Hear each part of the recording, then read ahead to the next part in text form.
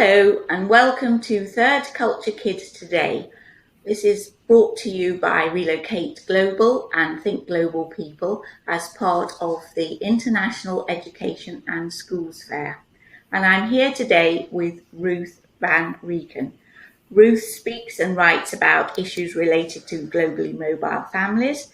She is co-author of Third Culture Kids, Growing Up Among Worlds, the third edition, co-founder and past chairperson of Families in Global Transition, and currently chairperson of the governing board of Safe Passage Across Networks, SPAN. So hello, Ruth. Lovely to see you here today.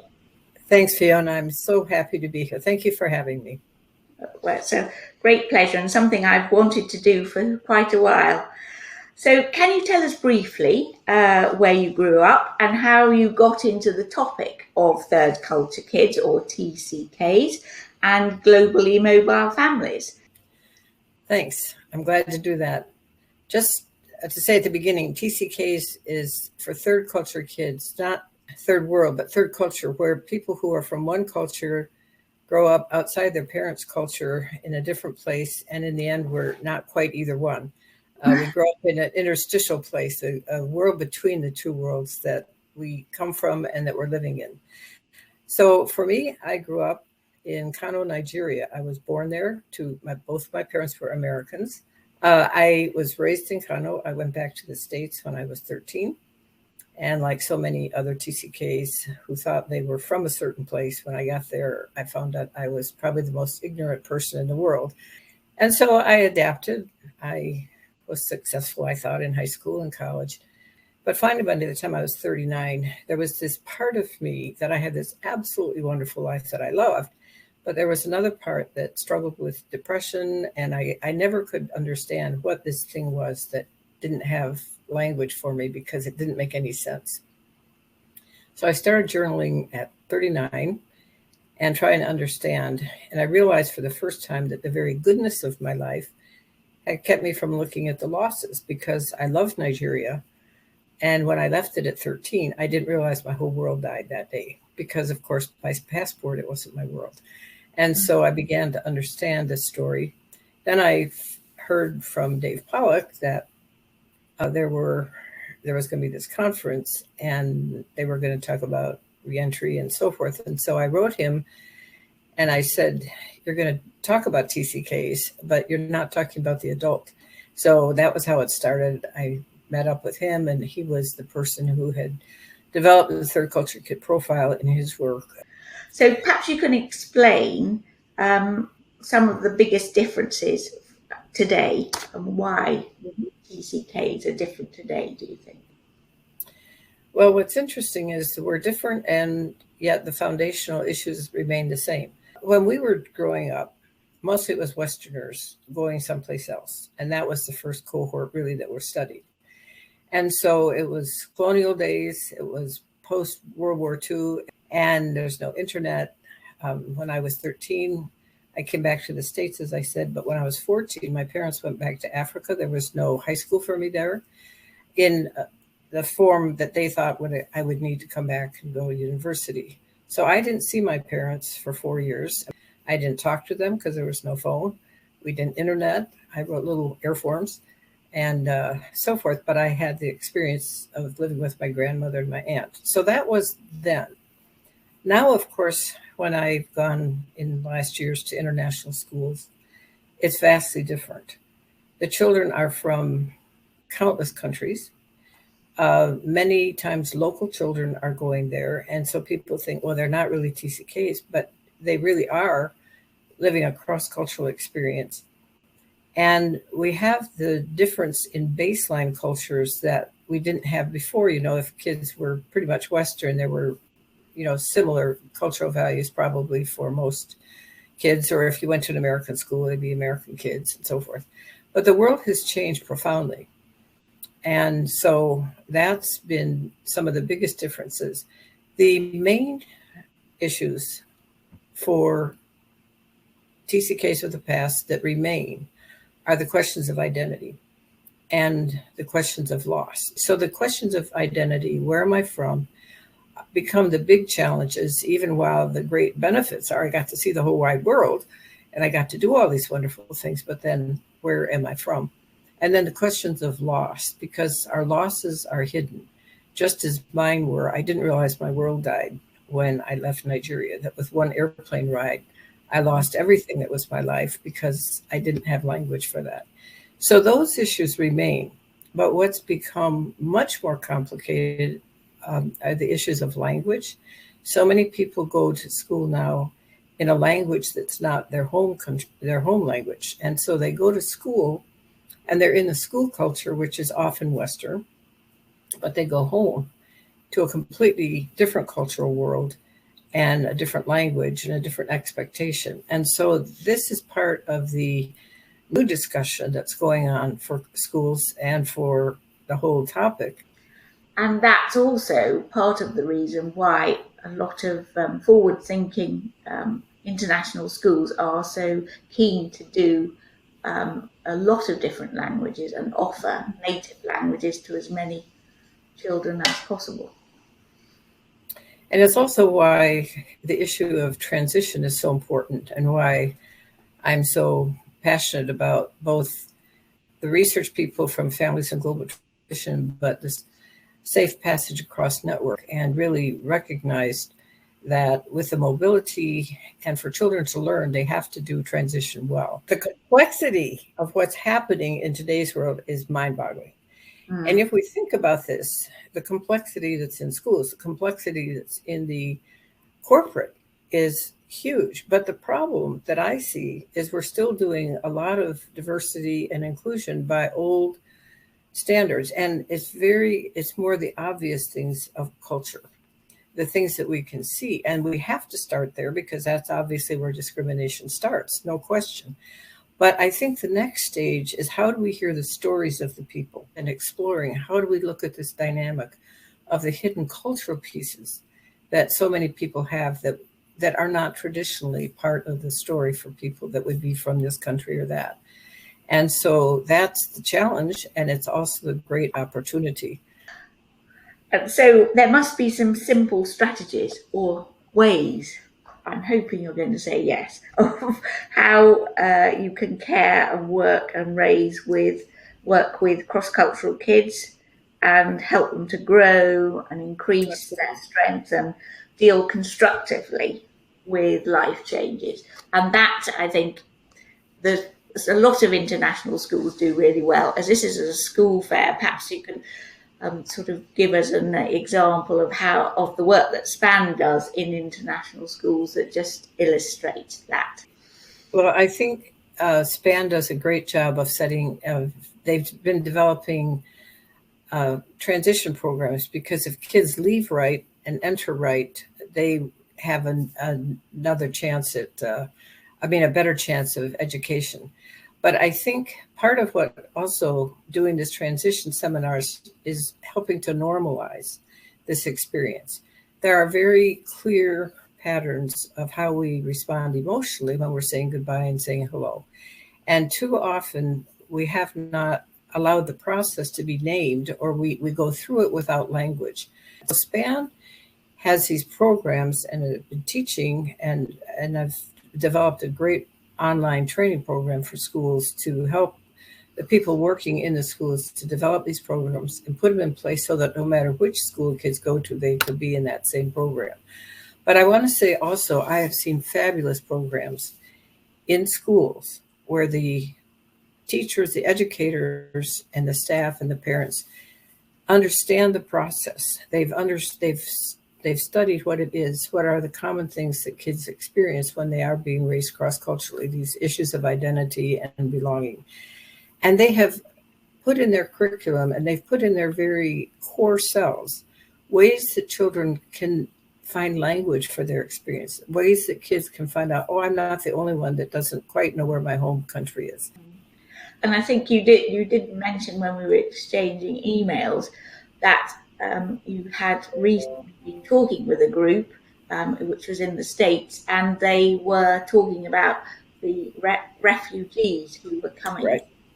And perhaps you could just share a little insight there about how there are similar experiences. Yes. Well, if you think about children who accompany parents into another culture, certainly refugee children do.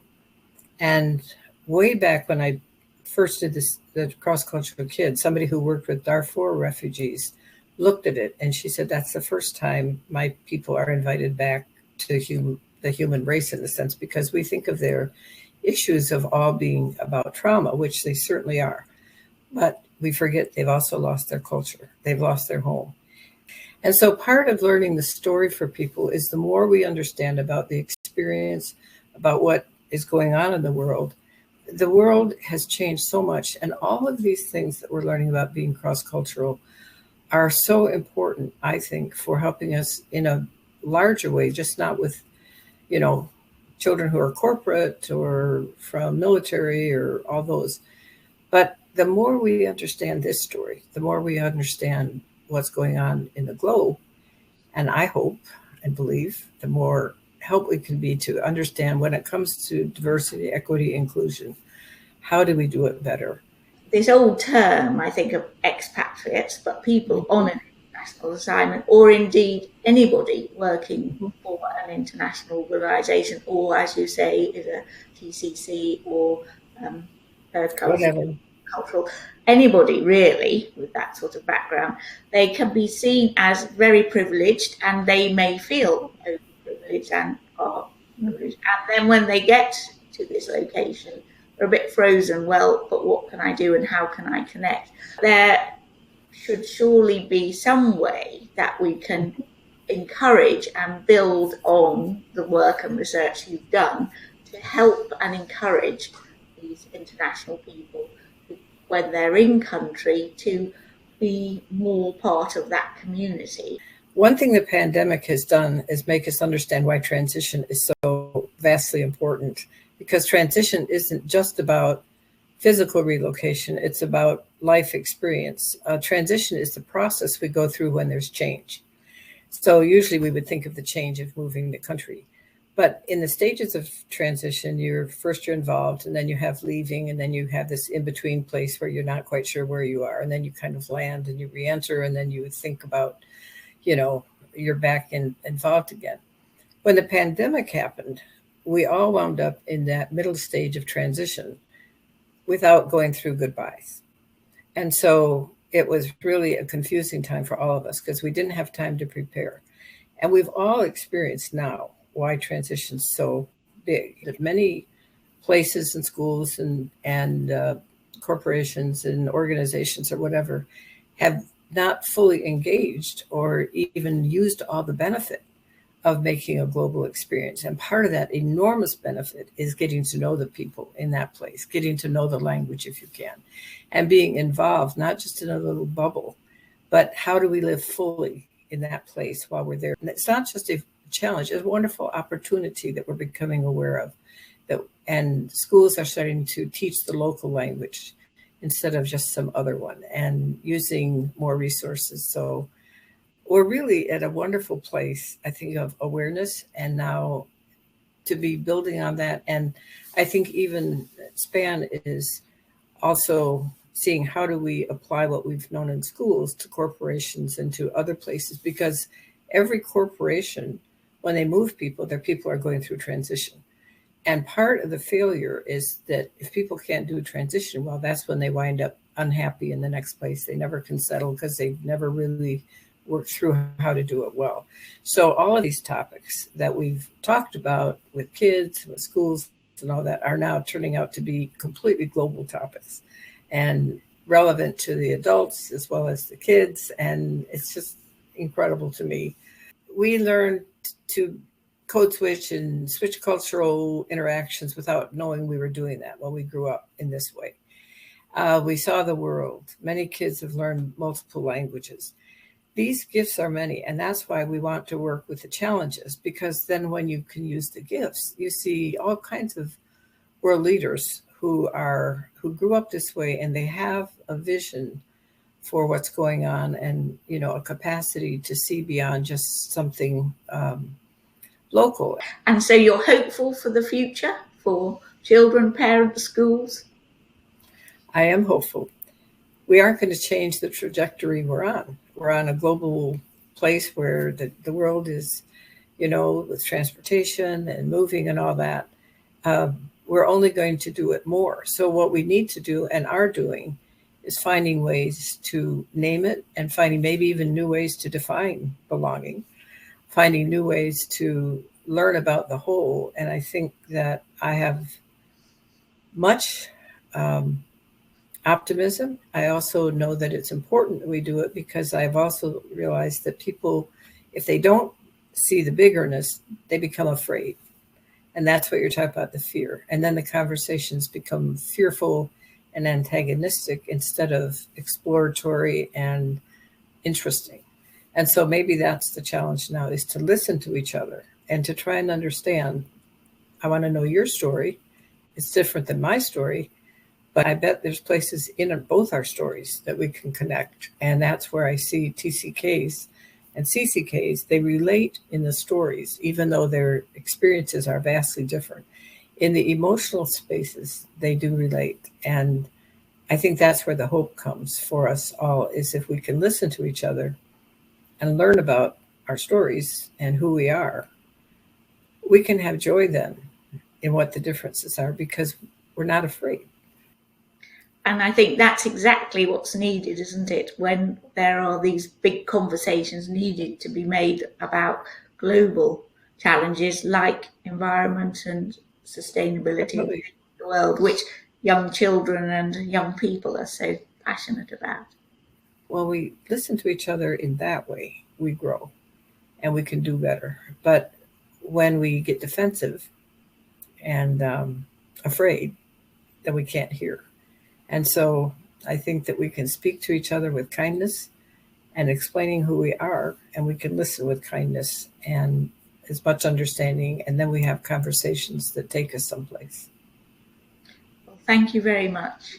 It's been a real pleasure to speak to you today and share some of the thoughts that have led to your wonderful books and the organisations you work with. So thank you very much, Ruth Reken, for joining us today. And thank you for inviting me, but also for the recognition you've given to FIGT and SPAN, because that means a lot. So that was a wonderful conversation with Ruth Reken. And here are the covers of her books, Letters Never Sent and Third Culture Kids Growing Up Among Worlds, the third edition. And next to that, there is Safe Passage, which was written by Dr. Douglas Otter. So Ruth was also talking about the SPAN Schools organisation, Safe Passage Across Networks, and here is information about that organisation, as well as Families in Global Transition. Here is Ruth's biography and her contact details if you would like to get involved with any of her organisations. So thank you very much for joining us today. I'm the managing editor of Relocate and Relocate Global, so please do get in touch if you want to share ideas and thoughts about what we've been talking about today. Our multimedia is a free resource, so please do access on the website at relocatemagazine.com and relocateglobal.com, and our digital magazines and school and country guides. So this has been part of our Autumn International Education and Schools Fair. We hope you'll enjoy the rest of the webinars in the series, and please do catch up with various webinars on transition care, which you'll find in the series. So thank you very much for joining us today.